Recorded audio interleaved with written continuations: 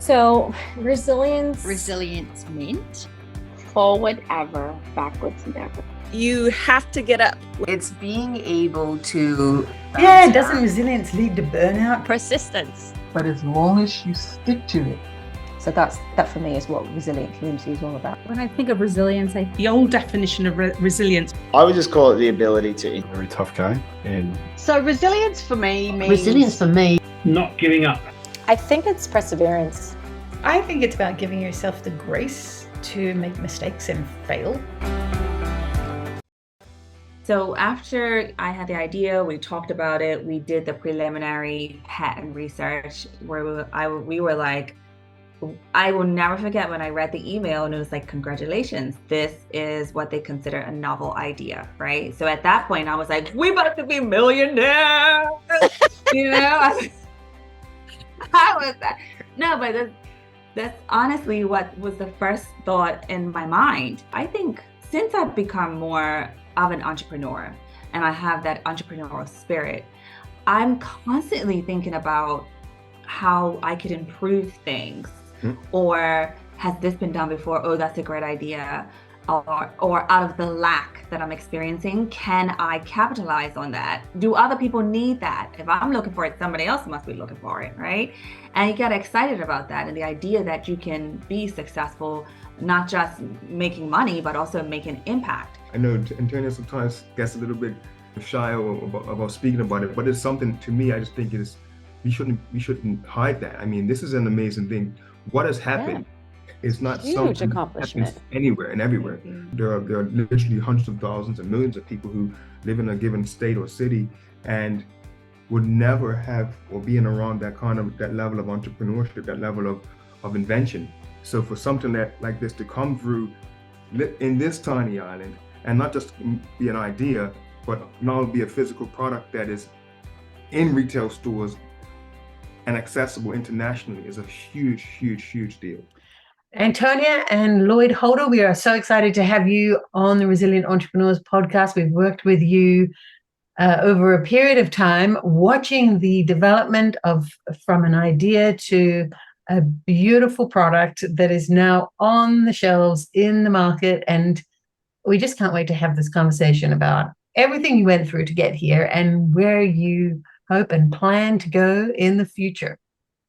Thank you so much, Vicki. It is such a pleasure to be here with you tonight.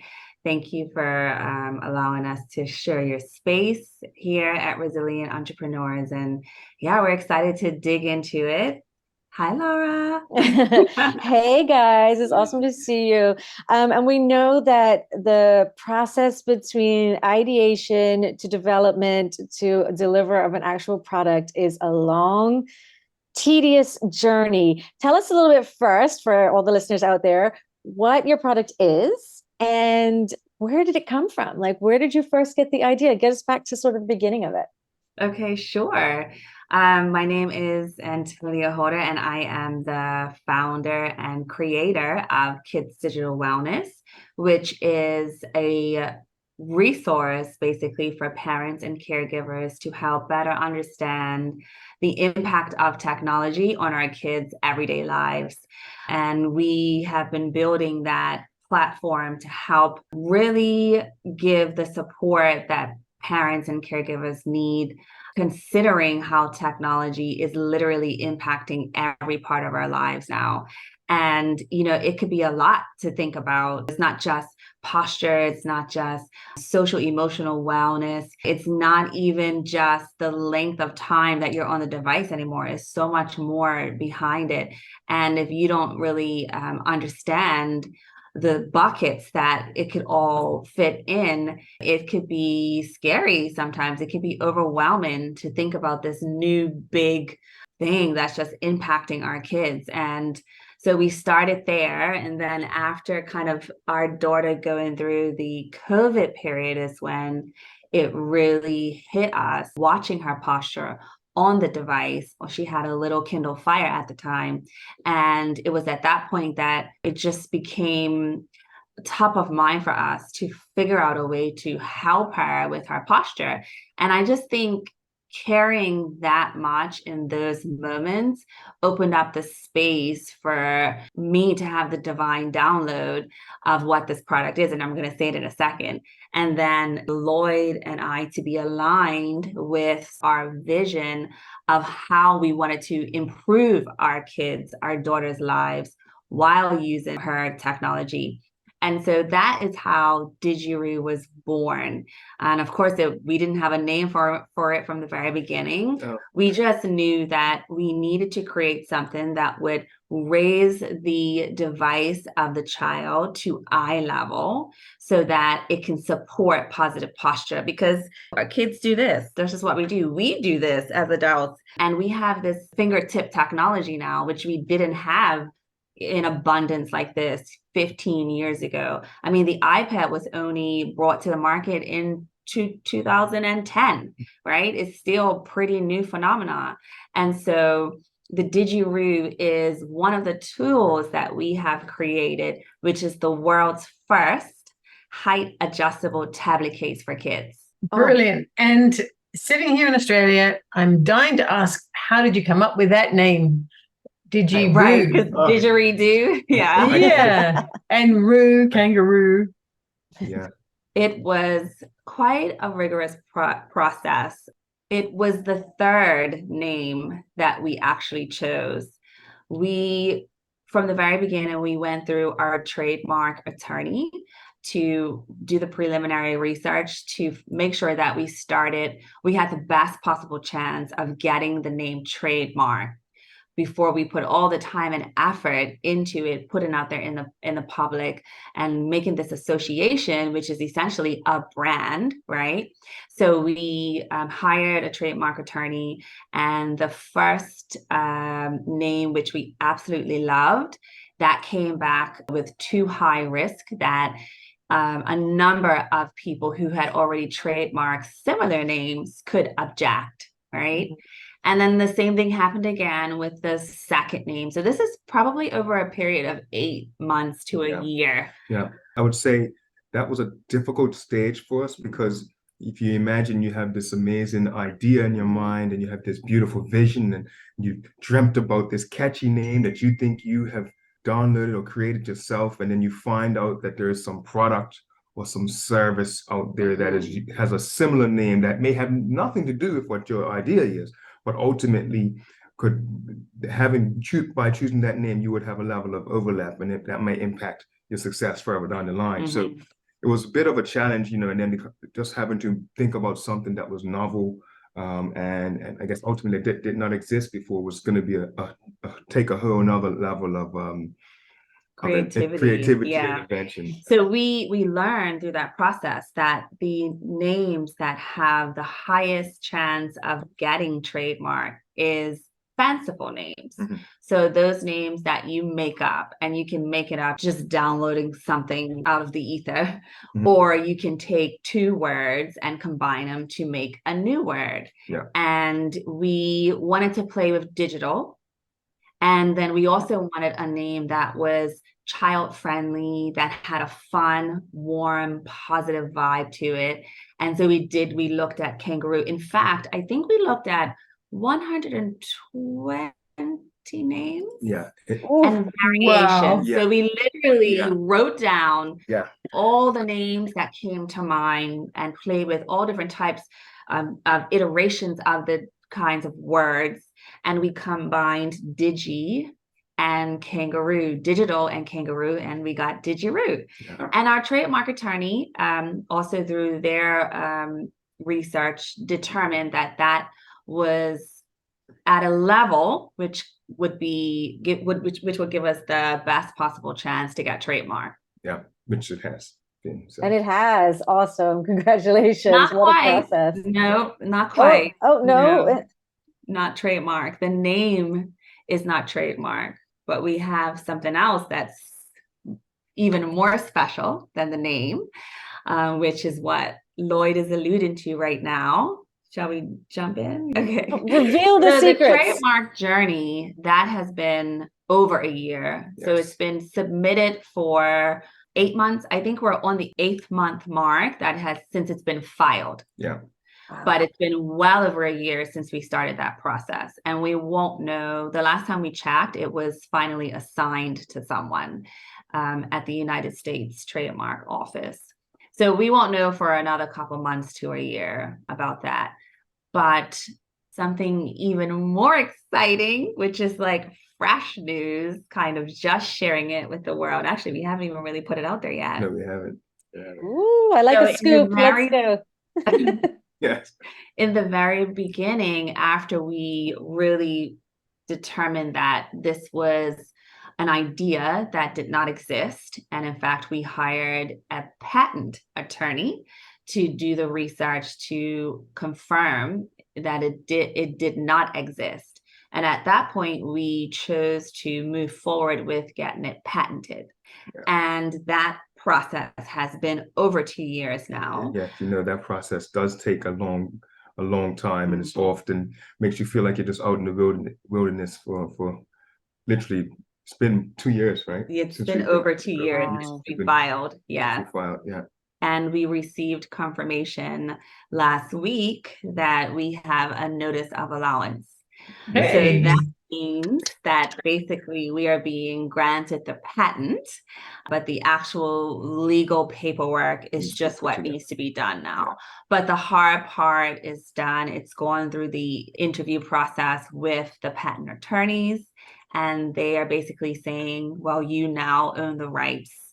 And what's extra special about this is we filed for a utility patent, which protects the functionality of our product, of our idea, I should say, because you can file for a design patent. So if you think about the DigiRoo case, which is our product, it has a nice, beautiful curve shape, a lovely handle that makes it easy for the kids to grab and go.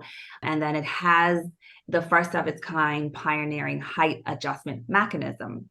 Well, that as a design kind of just looks like a fun backing, if you could imagine the stand. And with a utility patent, that means that no one else can create a tablet case that has a height adjustment mechanism. So it really is giving us a level of security, especially from the big brand names who are already producing tablet cases for kids, right? This is sort of like a natural progression. If you think about how you can recreate a product that already exists, well, this is an element of it that has not been explored before. And somebody with deep pockets and a lot of reach could very well do this. Yeah. But in this moment in time, I'm so grateful to be able to say that we own the rights to the functionality of what is a height adjustable tablet case for kids. Yeah. Congratulations. That is massive. Amazing. You've put all these hours and nights and days into getting to this stage, and that's a massive win. That is. We're grateful for that. Yeah. And I think about, the next step. Yes. Which is There's what? always the next step, okay? There is always a next step. Yeah. And what's the vision? Let's talk world domination. What is your actual vision for DigiRoo? Wow. Okay. Well, one of our greater goals is to be in Best Buy and Target and Walmart and the big box retailers out there.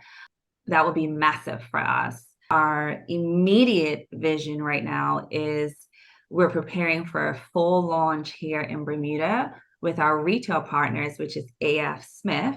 And it will be on the shelves. You can grab in and pick one up now.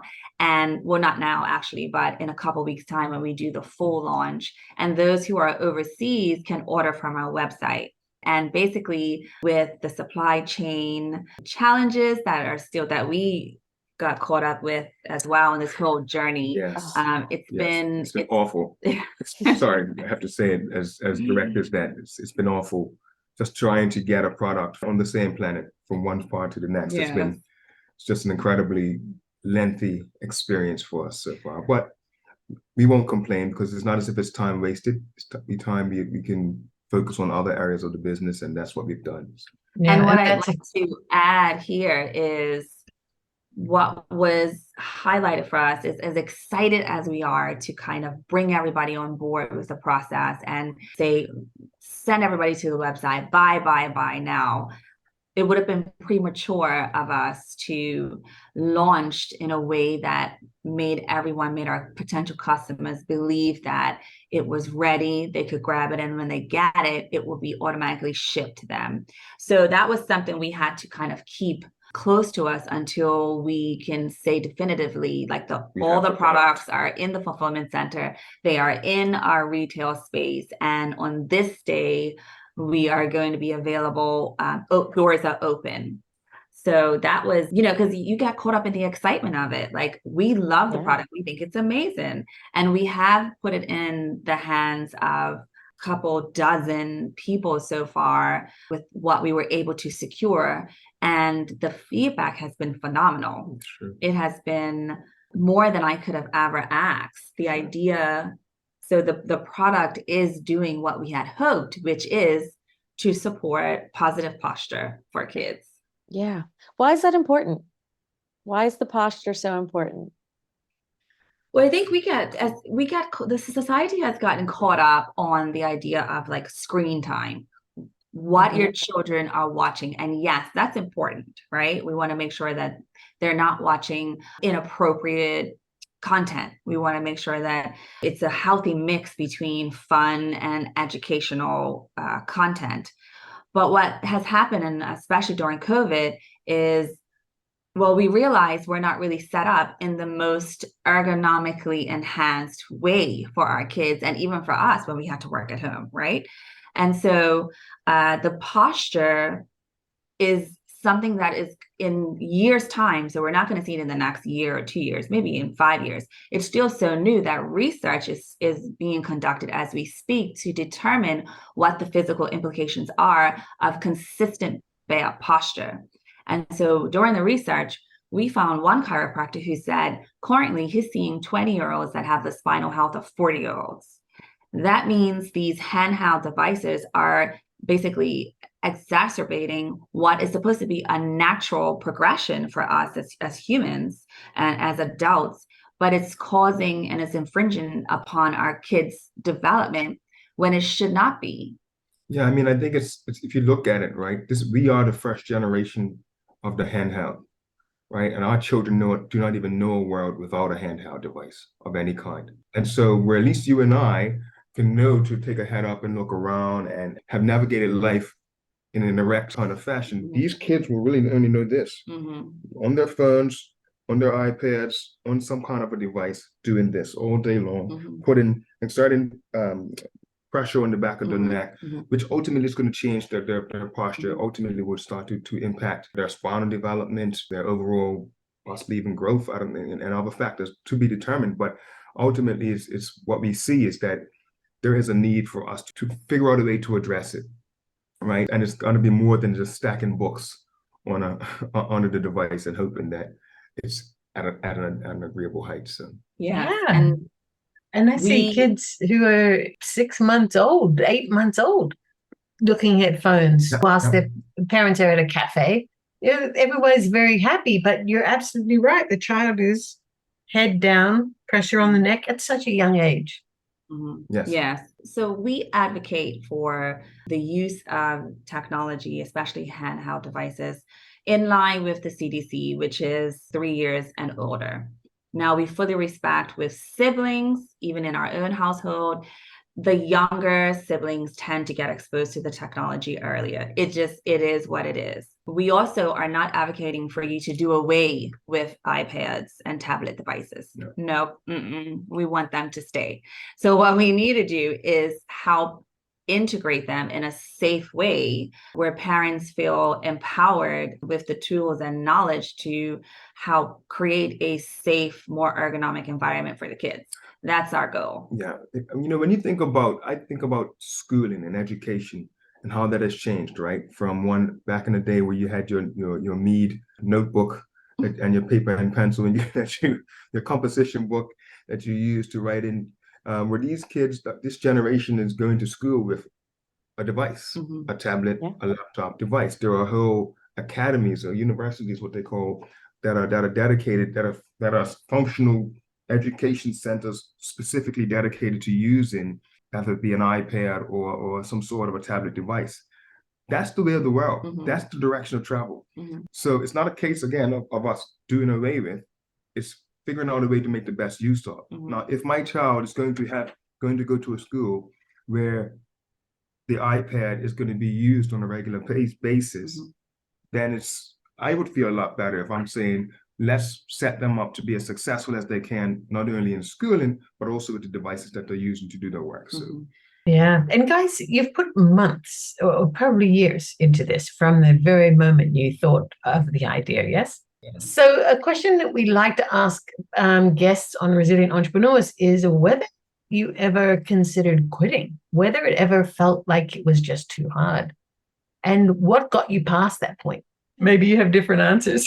yeah, I think we may have so, different answers yeah. too. That's it. I mean, for me, it was never a case of, so I wasn't the one given the dream, right? So in one sense, I wouldn't have the same level of attachment or belief, as my wife called it, in the divine download initially, because it didn't come directly to me. So there were times that we ran into barriers, hurdles around, the design phase. There's so many little nuances, so many things, scenarios that I could never have even thought of or imagined that come into play when you're just designing a product. Mm-hmm. We're literally talking about millimeters here. Mm-hmm. We're literally talking about millimeters and Pantones and fabric and all of these things. And I remember reaching a place where I was like, this is too much. What are we really doing here? We're having a conversation about lead.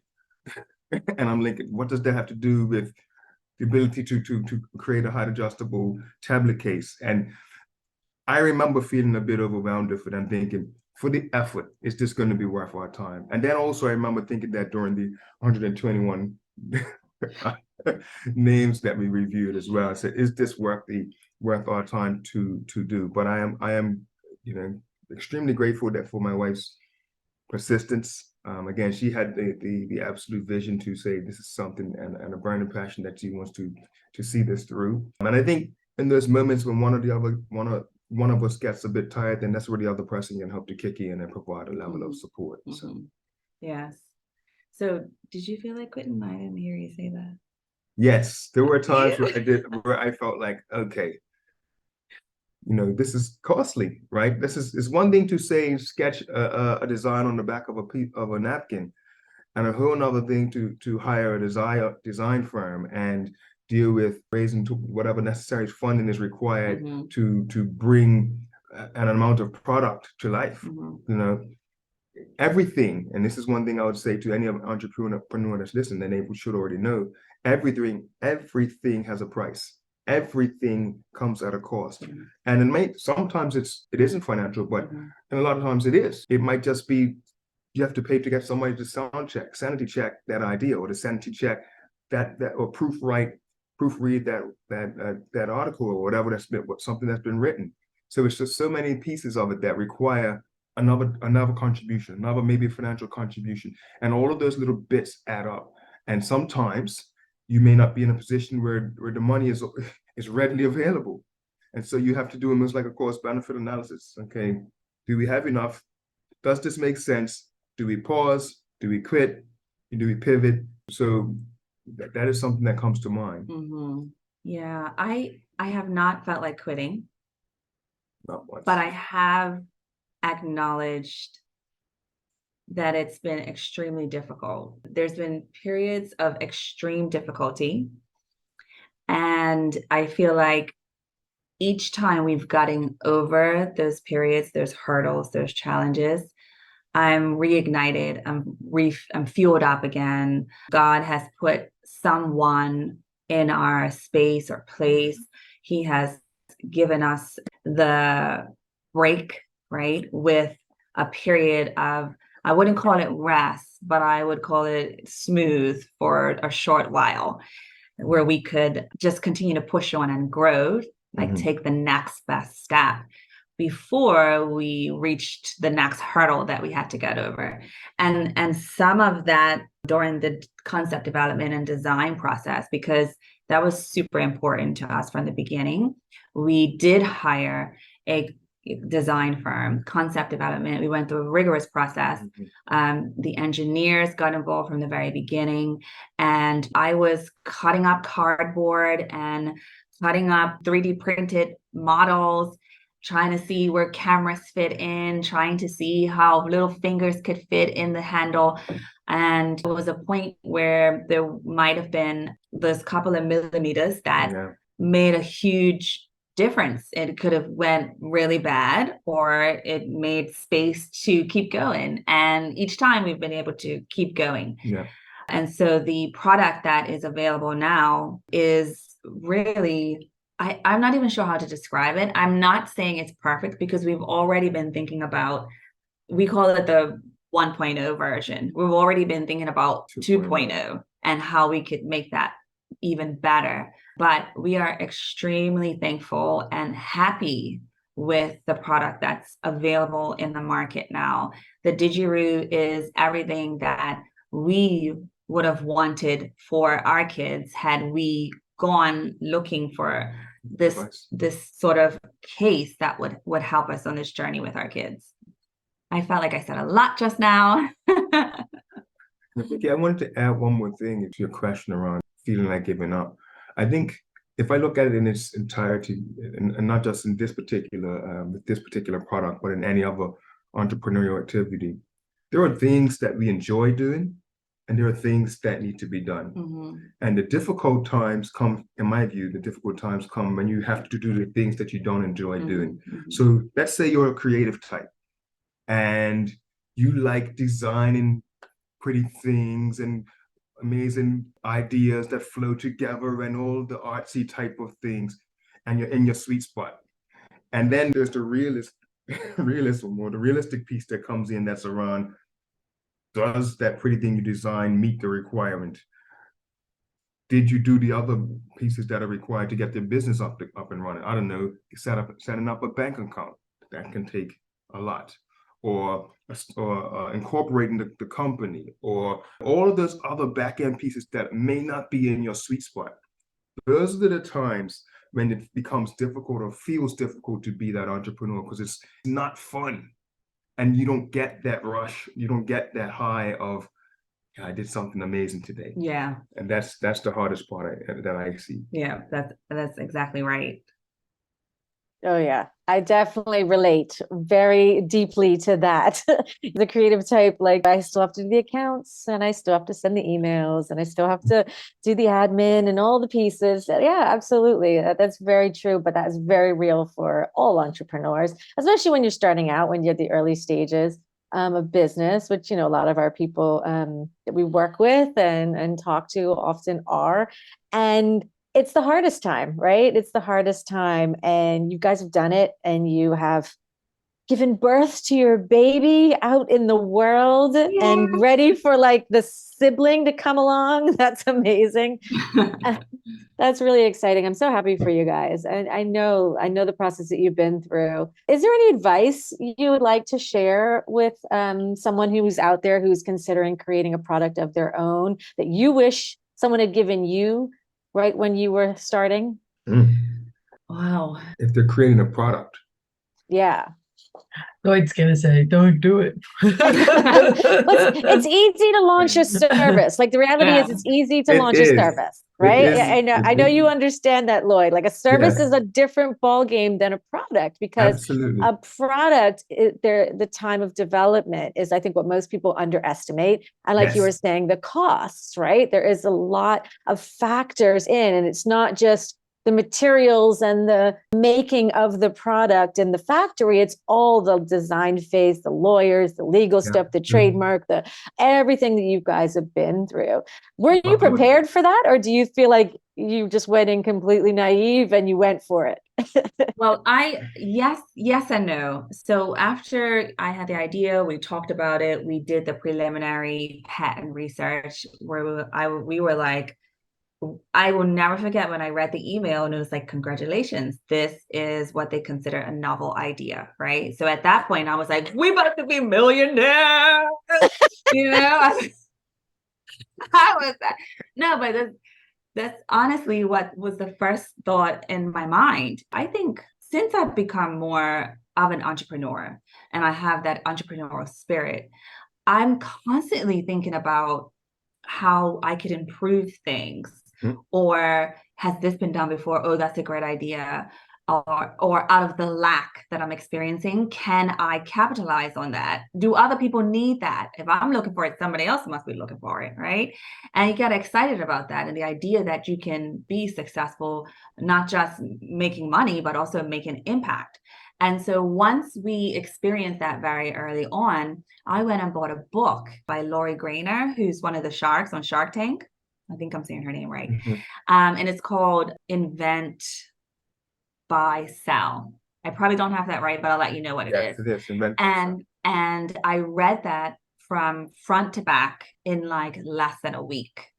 And so in the book, she gives some real tangible ways and tactics for you to start, and what you need to do to first of all make sure you have a good idea. Are people going to want to buy it, right?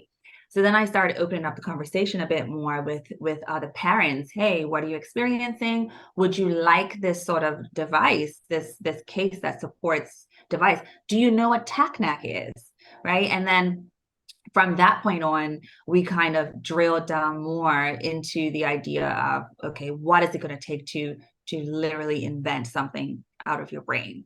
And that's when we hired. So I think the advice I would give is, once you recognize where you need the support, go find it. Go and find it. Yeah. You have to find it. You have to invest in let's call them the experts, right? Yeah. First of all, you do your research on them. The people who we found, whom we really love, by the way, I called up 3 people who put testimonies up on their website, and I was like, I'm thinking about working with them. What was your experience like? Were they on budget? Right? What were they like to question about? Yeah. What were they like to talk and speak with and have a relationship with? Yeah. And then from that point on, we made the decision, and it's been a great working relationship. I'm very thankful for that. But we recognized very, very early on where we needed support, and then we self-taught as much as possible. Yeah. I would say just one layer back before that is, before even going out to the external resource, you need to have that conversation, a strong conversation with yourself and within your specific circle, around honest conversation around the idea, honest conversation around the viability of the idea. Meaning, is it just because I like it, does that mean the world needs it? Right. There are tons and tons, probably millions or hundreds of thousands of amazing ideas that never made it off that are on the cutting room floor, not because it wasn't a great idea in and of itself, but because it may not have had legs maybe internationally, or maybe it's something that didn't lend itself to mass production or exponential growth.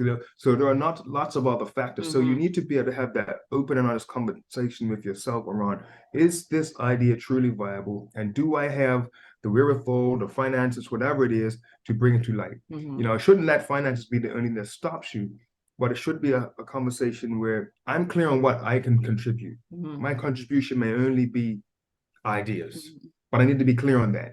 Or and if I'm not clear on that, you have to do the work to get clear first.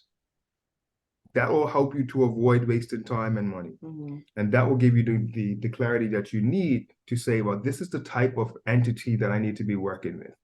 And the second part I'd say on that is, be selective about who you work with. Not just accepting so-and-so makes widgets. Oh, let's just go to this person because they make widgets. Well, it's very important that you have a good sense and a good feeling about the people that you're working with, because it's work, and it's not always going to be rosy, and you're going to have moments that could be tense, and moments that may be full of pressure, and you want to have a feel. You need to be able to walk away from the exchange feeling like this organization that I'm working with cares and wants the best for my product, or wants at least make sure that we're both mutually successful. Yeah. So I can say it is important that you take the time to be selective around who you decide to work with. That's always great advice too, Lloyd. Always great advice. So you'd mentioned that you'd raised some capital through investment, was it, or fundraising? Any advice? You don't have to give us too many of the particulars regarding your product if you're not comfortable with it, but advice for people who are in that situation where perhaps they can't bootstrap the whole operation. Mm-hmm. Well, there are several layers to raising capital. We are still what you would call the friends and family raise, where we have not secured venture capitalism or anything like that, venture funding. So in some ways you can say we bootstrapped this, but we did have to borrow funds from the friends and family bucket. And that's when it really got real. That's okay, not comfortable. You're taking other people's money. That's not comfortable. I don't think we talk about that enough. Like we're 1000% committed to seeing this through from the beginning when we decided to. But then the second we took money from someone, it was like, I'm clutching my pearls, like, oh Lord. And then I just think that also fueled me even more to make this work. Yeah. And we're still very much in the very beginning stages, right?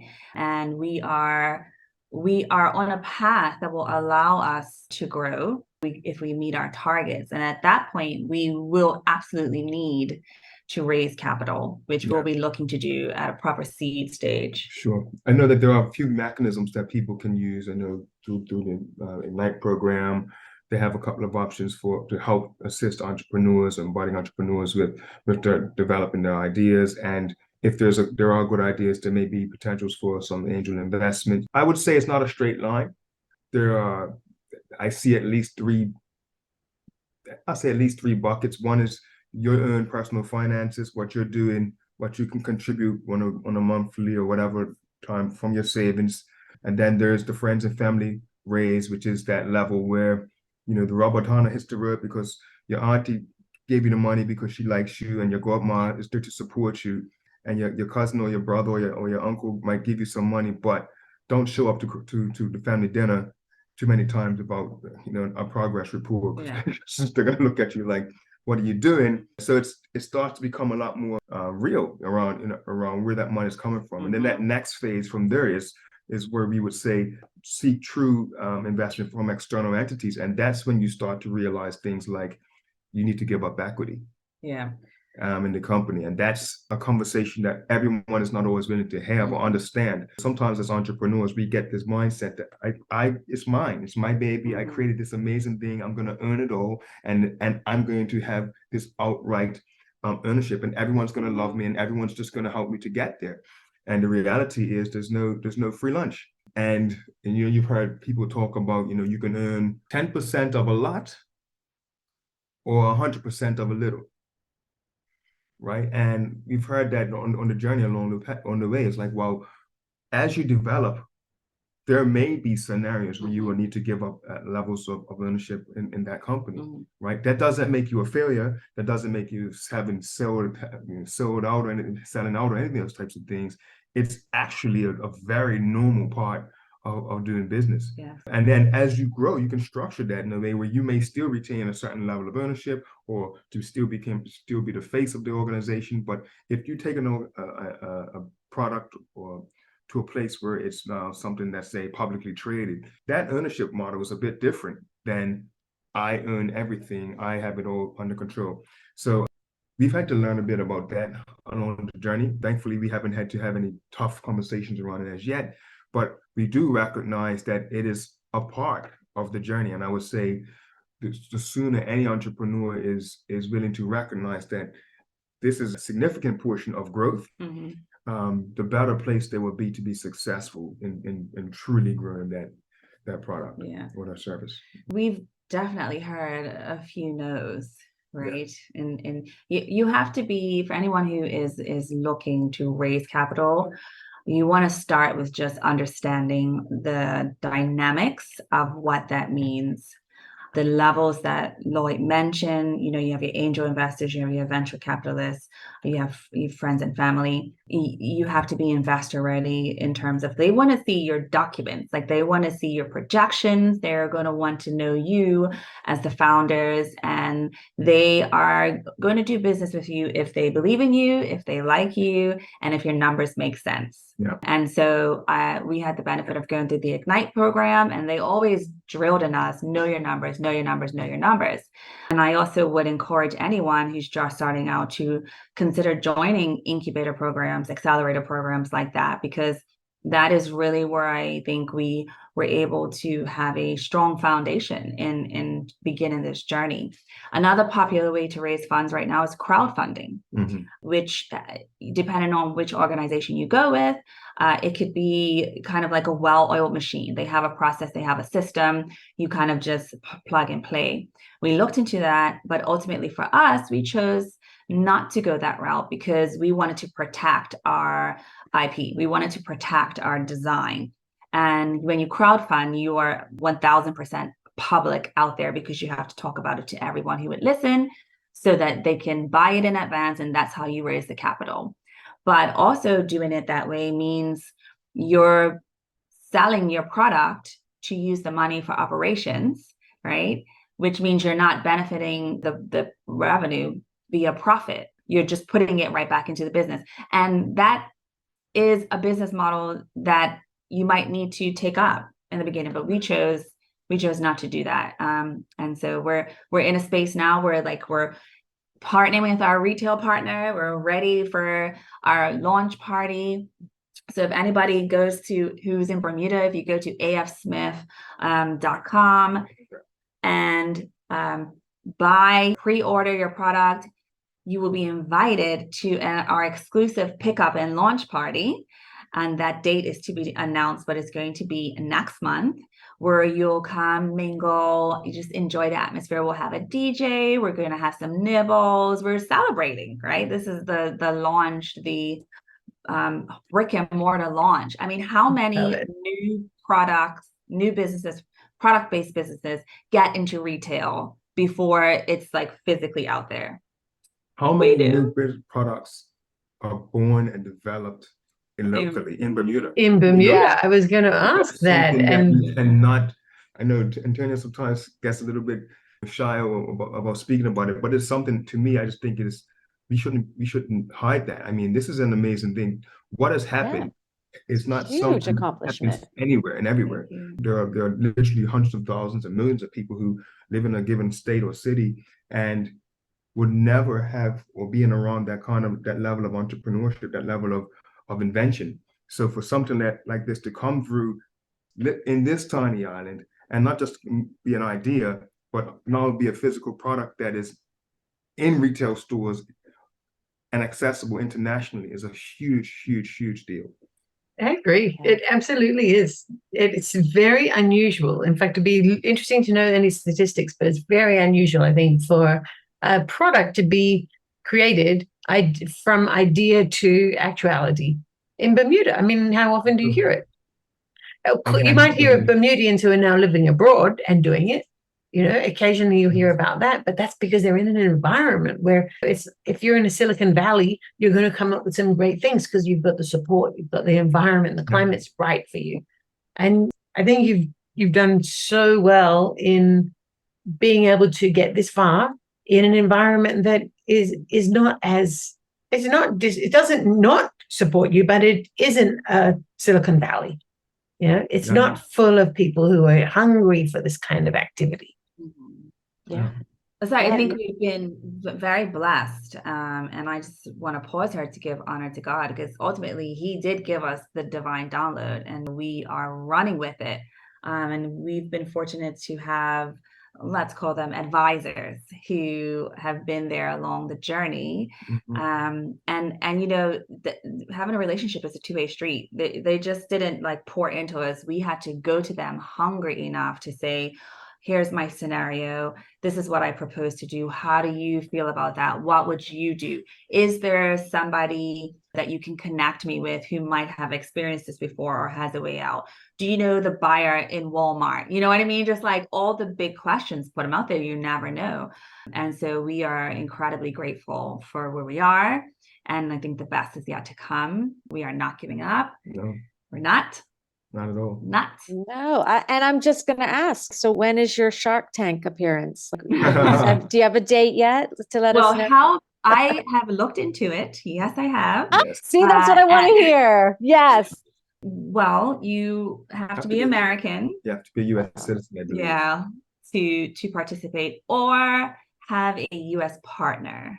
Which we have neither of at No. this stage. Well, No. you never know. You never know. There's Dragon's Den in the UK. You know, it's the same Dragon's Den, concept. Yeah. we could probably do I've heard- Dragon's yeah, Den. yeah. That's it. That'd be cool. That might be a good option. Yeah, I have heard that. So, Antonia and Lloyd, I mean, you have had the ups and downs that you've shared with us. It's been really much harder than you ever thought.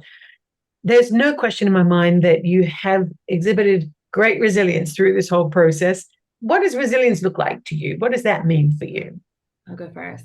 In its simplest form, I believe it's despite what might be setting you back, you're still taking the next best step because you have a plan, you have goals that you're working towards. But sometimes we can feel very discouraged when we don't reach our targets, and we've experienced that. But the key is not only not to give up, but is to take the next best step, which is the action, right? So you don't ever want to stop altogether. I think you can pause and pivot, but don't ever stop. Yeah, I would say to me, it's unwavering belief in your service, your product, your vision that you're trying to bring to life.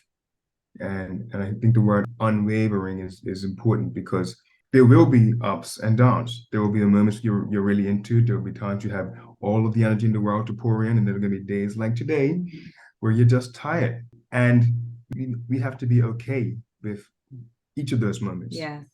I'm tired today. You can acknowledge that you're tired today, Mm-hmm. but I'm not going to stop. Like Antonia says, I'm going to take the next best step. I'm going to continue to believe in what's the end goal? What's the goal that I'm trying to accomplish? Mm-hmm. And if you can have that unwavering belief and faith in what you're trying to do, then you have that resiliency to be able to see it through or bring your product to life or your service into existence. So. Yes. And I just want to point out, this is our beautiful packaging and our product ready to go. But I can take a whole nother episode to share with you what we had to overcome just to get this packaging. Oh my goodness. Right? Literally the shape, the material, the way the words are laid out, how it fits, this clasp in here so that the product doesn't come out. Language, yes. And almost not getting it on time because of shipping challenges. So I think the fact that it's here is evidence of resiliency. Agreed. It's evidence of taking the next best step to reach your goals. Agree, 100%. So buy your DigiRoo. Congratulations, guys.